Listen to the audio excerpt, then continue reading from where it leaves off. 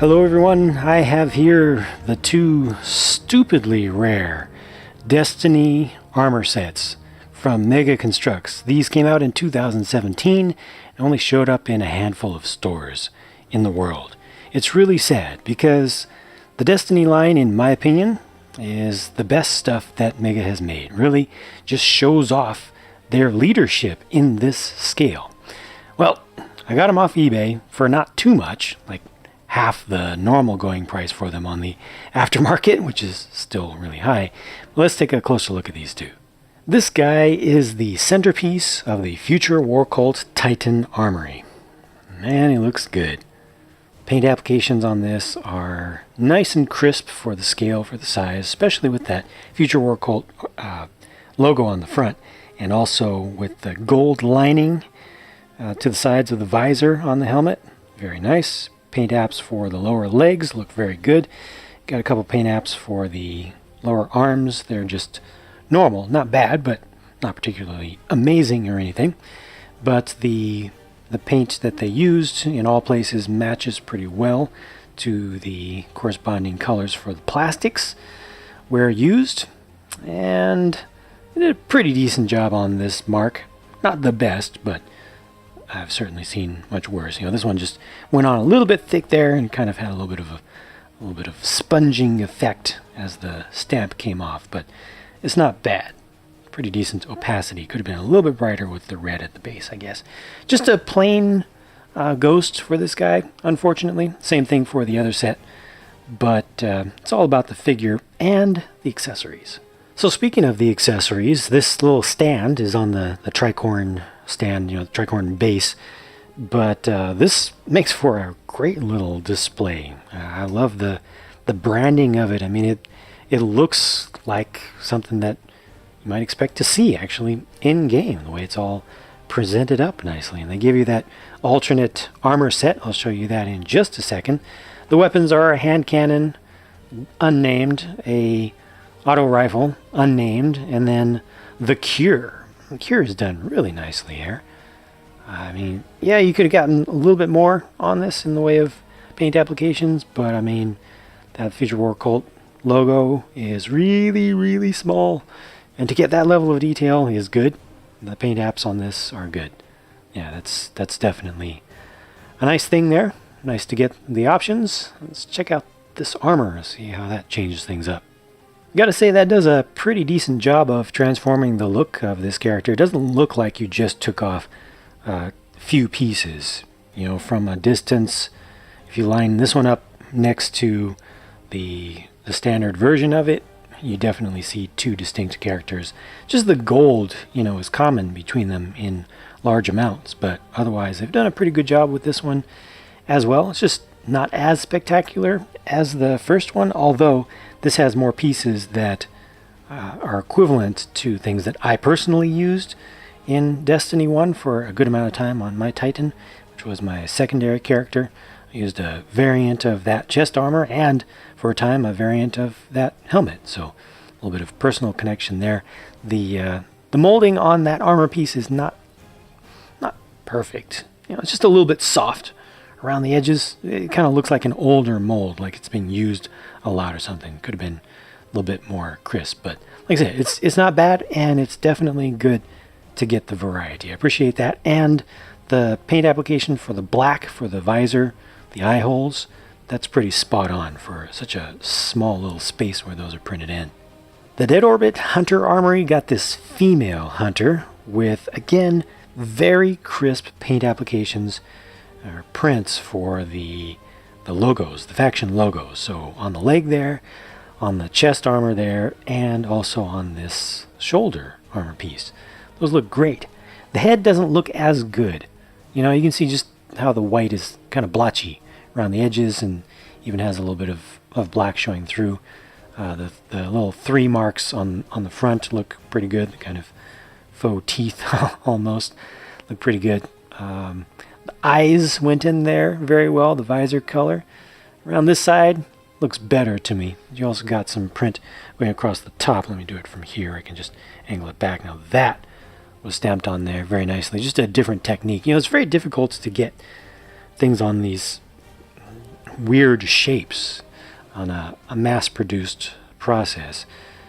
So it's not too bad, all things considered, but this one could have been better. You know, these ones that are stamped on like this with this process look pretty good. That's pretty sharp right there. Again, that's sharp, but just the parts around the head, around the sides, weren't quite as good. But still, overall, pretty nice looking character. It's sleek and looks good on display. It was a little tricky getting the weapons attached to this one in the places where they suggest. I think the instructions just should have suggested a little bit more vertical separation there. Also, you're covering up a good amount of the printing on the stand itself, the background, which again is printed up pretty nicely and looks pretty appropriate for what it is. And the weapons here are again, generic, unnamed, recognizable variant of the sniper rifle there. Also, same rocket launcher again, but here with no paint application and just generic. And for the special weapon that actually gets a name, that is the old Patch A.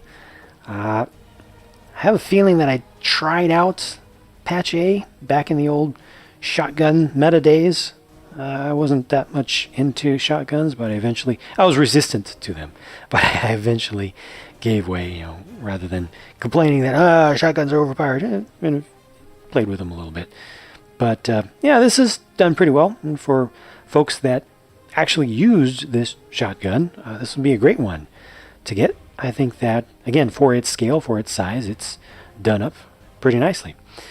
Let's check out this old school armor. Now this is a total transformation of the figure.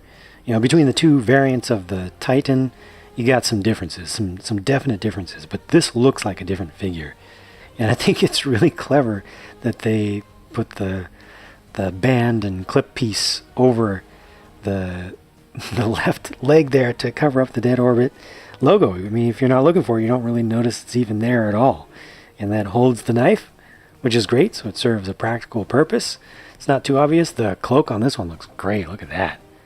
That is crisp. You could not ask for anything better than that. For such a flimsy, you know, soft piece to come out looking that good, that's the best you can ask for, in my opinion. It's even a little bit glossy. And I also like how the hood portion is just a little bit satin. You know, that's not too glossy. It makes it look a little bit more believable from a distance. The chest armor paint apps there are, you know, a little bit blotchy around the edges.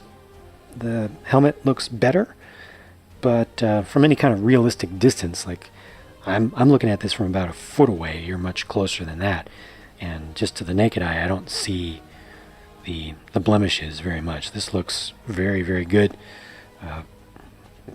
I guess I have to say about comparable to the full Dead Orbit version, because the Dead Orbit version did have those 3 logos that were printed up so nicely. This is just such a throwback to see the Awoken Queen armor stuff, the Queen's Wrath stuff, because